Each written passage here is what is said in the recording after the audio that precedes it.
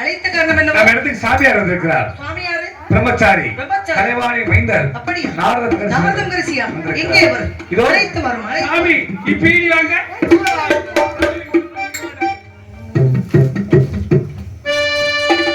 தலைவா தவ புதல்வா வருகவே உந்தன் தாமரை தான் பணிந்தேன் வாழ்த்தவே.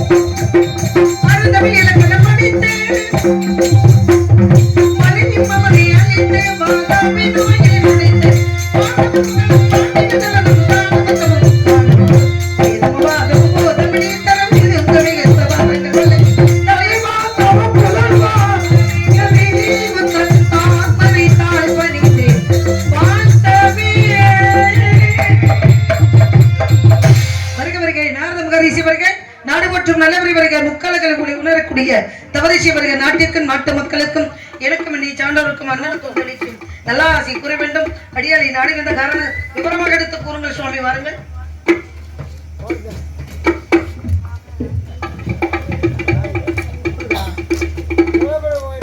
வாழ்க வாழ்க மகளே, இன்று போல் என்றும் வாழ்க. போயிட்டு வரேன். சின்ன பையன் மன்னிச்சுங்க. தெரிஞ்சு பிள்ளைகள் தானே. கை வேலை நல்லா பாக்குறீங்களே.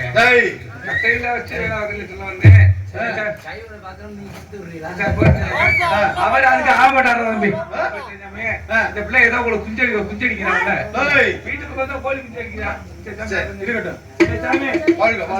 இன்று போல் என்றும்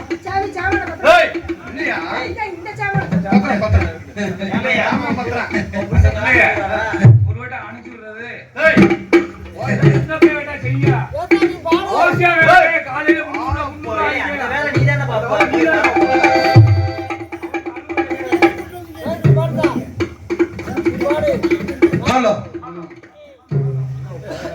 செந்தாமரை மலர் போன்று முகம் மலர்ந்து அகம் உவந்து சுந்தரத்தமிழிலே மாமாலை பாடி பூமாலை சூடி வரவேற்ற அன்பு மங்கையே, நீ வாழ்க, உன் குலம் வாழ்க, உன் கொடி வாழ்க என்று வாழ்த்திட்டாலும் ஒரு அற்புதமான வரவேற்பு இருக்கட்டும். வரவேற்பு யாருக்கு வரவேற்பு? உங்கள் வரவேற்பு பிழை உள்ளது. இருந்தாலும் உங்களுக்கு அருமையான ஒரு எத்தனையோ வாழ்த்து இருந்தாலும் உங்களுக்கு ஒரு வாழ்த்தை பாடிட்டு பேசிக்கலாம்.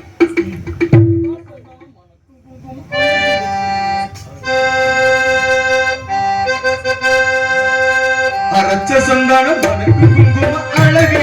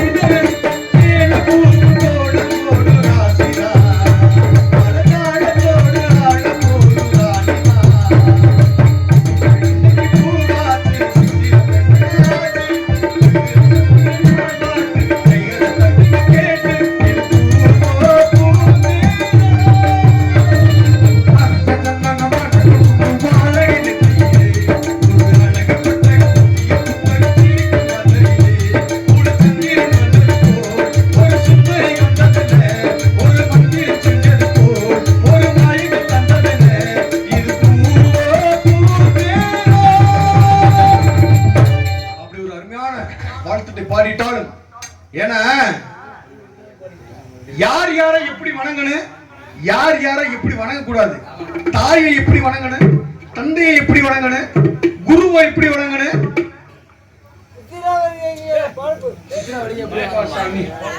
இறைவனை எப்படி வணங்கணும், சித்தர்களை எப்படி வணங்கணும், என்னை போன்ற சாமியார் எப்படி வணங்கும் ஒரு வரைமுறை உண்டு. சரக்கு எப்படி வழங்கணும் வரைமுறை உண்டு. ஏன்னா அருமையான ஒரு வாழ்த்து பாடுனீங்க. இந்த வாழ்த்து பாட்டு யாருக்கு உண்டான வாழ்த்து பாட்டு? உங்களுக்கு என்ன பிரச்சனைப்பா?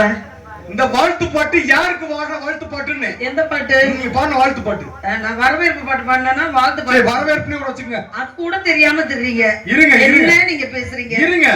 ஏன் என்ன ஏன் பதறக்கூடாது? இல்ல, பதற தான் பறக்கு. பதறது பதறி மாற்றமா பேசுனது நீங்களா நானா?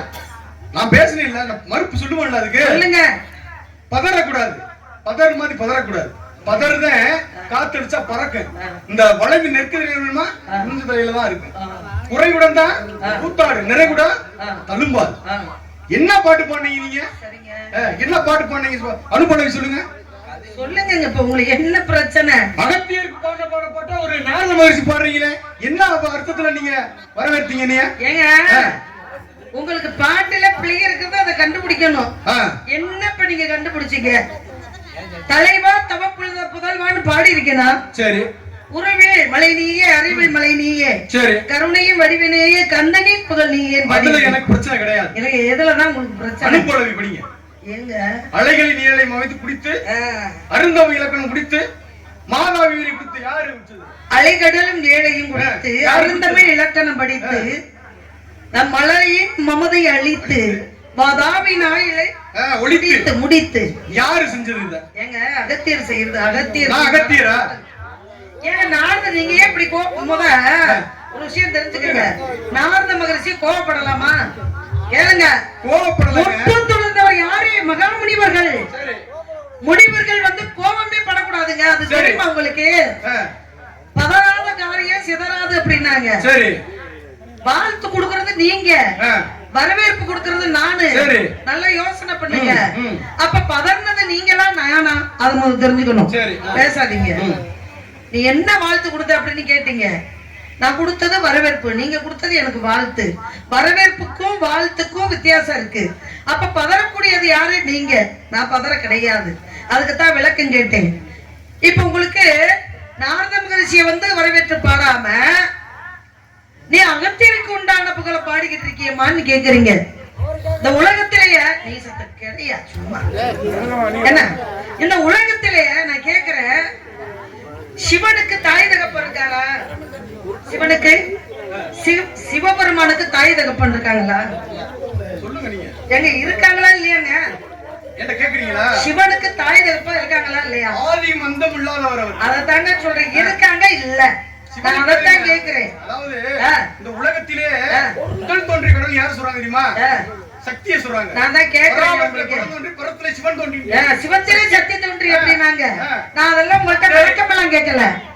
சிவபெருமானுக்கு தாய் தகப்பன் இருக்காங்க, இருக்கு இல்ல? இதத்தானே கேட்டேன். சொல்லுங்க. ஏன்னா அத கூட உங்களுக்கு சொல்லத்துக்க முடியலையா? இல்ல சொல்ல கூடாதுன்னு நிக்கிறீங்களா? அப்ப உங்களுக்கு வஞ்சனையா? வார்த்தைகள் ரெண்டு இருக்கு. சொல்ல தெரியாம நிக்கிறியா? சொல்றேன் தெரியாம நிக்கிறியா? கேக்குறது பதில் பேசுங்க. போது நீங்க புரியாம பேசுறீங்க. நான் ஒரு அளவுதான் பொறுப்பே, அப்புறம் எனக்கு கோபம் வந்துரும். உங்களுக்கா? ஆமா, எனக்கு தான் கோபம் வரும். மனிதர்களுக்கு கோபம் வரும். சின்ன பிள்ளைமா? இல்ல கேளுங்க. யாரு சின்ன பிள்ளை? யாரு சின்ன பிள்ளை? யானா முட்டைக்குத்தான் ஜனி முளை தெரியுமா? புளிய கொட்டைக்குத்தான் ஜனி முளை தெரியுமா? உனக்கு சின்ன பிள்ளை. நீ பாவம் 13 வயசுல ஆகுது. என்ன செய்ய போற? நீ பேசு. புளியங்கொட்டை என்பது வட்டமானதா சமமானதா? புளியங்கொட்டை என்பது வட்டமானதா சமமானதா? பதில் சொல்லுங்க. என்ன நீங்க சொல்றீங்க, அதை புடிச்சு நான் கேக்குறேன். அப்ப அதுக்கு பதில் சொல்லிட்டு போவாங்க. ஏன் நிக்கிறீங்க? எங்க நான் சிவனை சொல்றேங்க. இப்ப நீங்க தானே வந்து புளியங்கொட்டைக்கு ஜனிமுளை தெரியாத நீங்க. அதாவது புளியங்கொட்டையாகப்பட்டது வட்ட வடிவமா சதுரமானு கேக்குறேன். புளியங்கொட்டையா? வட்டமும் சொல்ல முடியாது, சதுரமும் சொல்ல முடியாது.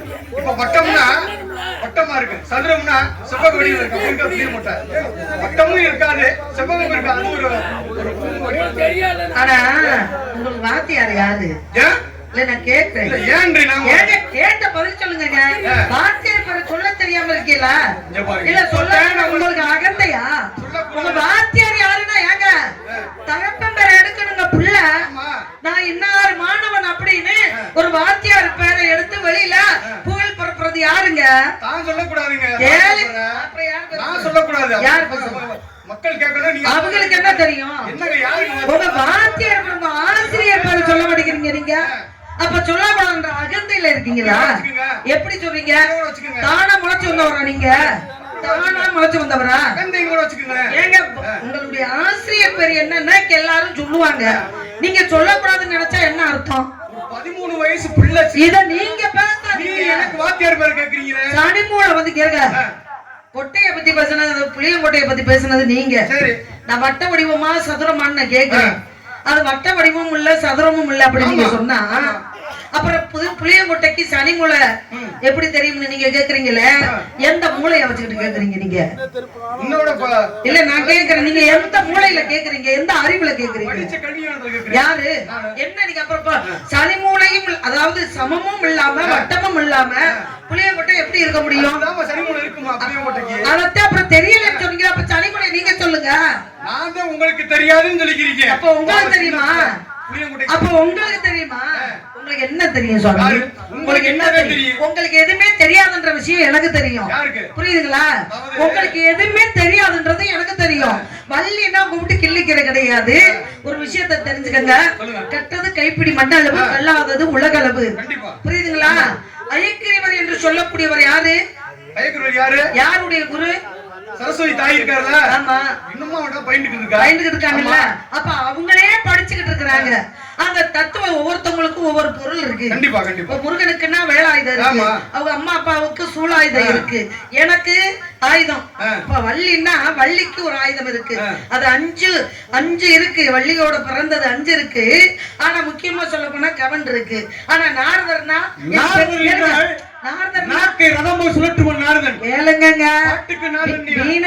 வீணைக்கு வாணி, வில்லுக்கு விஜயன், சொல்லுக்கு அகத்தியன், பாட்டுக்கு நாரதன்.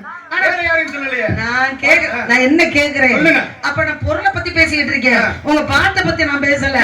அப்ப என்கிட்ட இருக்கிறது கவன் மாதிரி, உங்ககிட்ட இருக்கிறது யாழா வீணையா? யாழா வீணையா தம்பூராவா? யாது? மகதியாள். அப்ப இருக்குல்ல. அப்ப ஒவ்வொருத்தவங்களுக்கும் ஒவ்வொரு பொருள் இருக்குதுல்ல. அப்ப இல்லைன்றதை எப்படி சொல்ல முடியும்? அதத்தான் நான் கேக்குறேன். இப்ப நீங்க வந்து அருமையான கேள்வி கேட்டிருக்கிறீங்க. நான் உங்களை கேள்வி கேட்டிருக்கேன்.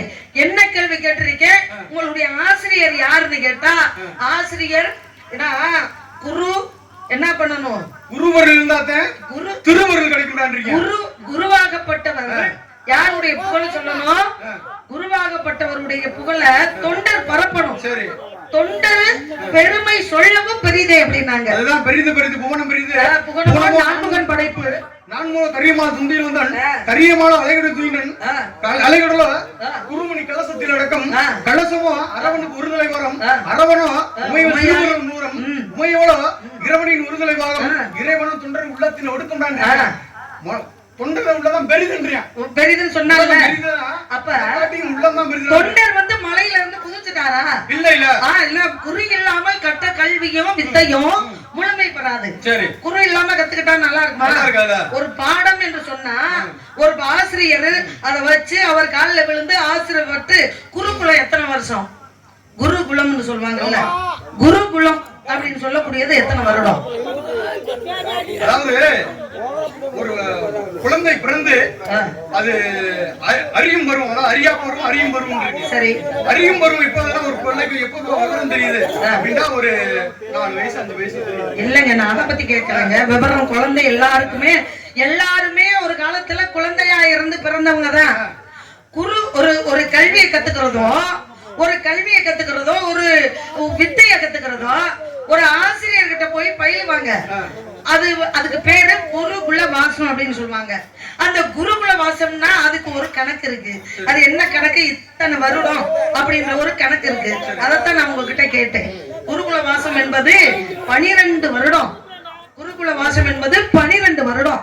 அப்ப நீங்க குரு பேரை இன்னொரு வரைக்கும் சொல்லாம பேசாம இருக்கிறீங்க. அது தப்பு அப்படின்றது என்னுடைய கருத்து. ஆனா தலைவா தவ புதல்வா அப்படி கேட்டது நீங்க என்ன வந்து அகத்தியருக்கு உண்டான பாட்டை என்கிட்ட பாடணுமா அப்படின்னு நீங்க சொல்லி இருக்கிறீங்க. ஒரு விஷயம் தெரிஞ்சுக்கோங்க, ஏன்னா சிவபெருமன் ஆரம்பிச்சு விட்டது நீங்க நானா இருந்தாலும் அதை கண்டுபிடிச்சு பேசுனது நீங்க தானே. இப்ப சிவபெருமா வந்து தாய் தகப்பன் இல்லாதவர், நீங்க சொல்லன ஆதியும் அந்தமும் இல்லாதவர். அப்பேற்பட்ட சிவபெருமானைய தாயாகவும் தந்தையாகவும் ஏத்துக்கிட்டவர் யாரு அப்படின்னா அகத்தியராகப்பட்டவர். புரியுதுங்களா? அகத்தியராகப்பட்டவர் சிவபெருமானை தாயாகவும் தந்தையாகவும் ஏத்துக்கிட்டாரு. அந்த சிவபெருமான் இந்த சிவபெருமானுக்கு தந்தைக்கு மந்திரத்தில் சார பொருள் உரைத்து தகப்பன் சாமி என்று பெயர் பெற்ற முருகப்பெருமான். முருகன் சொல்றாரு, பிரணவத்துக்கு பொருள் உங்களுக்கு தெரியல தந்தையே, ஆனா எனக்கு தெரியும் அப்படின்னு முருகப்பெருமான் சொல்றாரு. ஏன்னா சரவண பவன் என்று எனக்கு 6 எழுத்து, நமச்சிவாயம் என்று உங்களுக்கு 5 எழுத்து. ஆனா உங்களை காட்டிலும் எனக்கு தாப்பா அதிக சக்தி உண்டு, நான் தான் பெரிய ஆளு அப்படின்னு சிவனான் நெற்றிக்கண்ணிலே பிறக்கப்பட்ட முருகப்பெருமான் அவதரிச்ச உதித்த முருகப்பெருமான் சொல்றாரு. யாருக்கிட்ட? அப்பா கிட்ட சொல்றாரு. அப்ப நீதான் பெரிய ஆளுன்னு சொல்றப்பா, எனக்கு பிரணவத்துக்கு பொருள் தெரியாது, நீ சொல்லுப்பா அப்படின்னு கேக்குறாரு.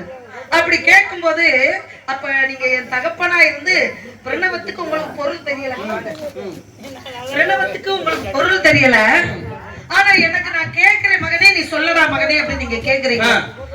ஆனா நீங்க கேட்கக்கூடியவரே எப்போதுமே சொல்லக்கூடியவங்க தான் அறிவுடையவர், சொல்லக்கூடியவங்க தான் பெரியவங்க. சின்னவங்க சொன்னாலும் அத பெரியவங்க தெரியாம அதை கேட்டாலும் சின்னவங்க விவரம் சொல்றதுனால அறிவாளி தான் இல்லைன்னு ஒத்துக்க முடியாது. அப்ப தெரியாத விஷயத்தை தானே சொல்றாங்க. அப்ப நீங்க கை கட்டி வாய் பொத்தி மண்டிட்டு நீங்க உட்காருங்க, உட்கார்ந்து இந்த கதையை கேளுங்க, நான் பிரணவத்துக்கு பொருள் சொல்றேன் அப்படி சொல்லி முருகப்பெருமான் வந்து சொன்னாரு. அப்ப யாரு பெரிய ஆளு? முருகப்பெருமானை விட அது சிவபெருமானை விட முருகப்பெருமான் பெரிய ஆளு. கந்தன் காலடியை வணங்கினால் கடவுள்கள் யாவரையும் வணங்குதல் போல அப்படின்னு சொல்லிட்டாங்க. அப்ப முருகப்பெருமான் தான் சிவன், சிவன் தான் முருகன். இருந்தாலும் ஒரு எழுத்து கூட முருகப்பெருமானுக்கு தமிழ் கடவுள் என்று சொல்லக்கூடியவர்.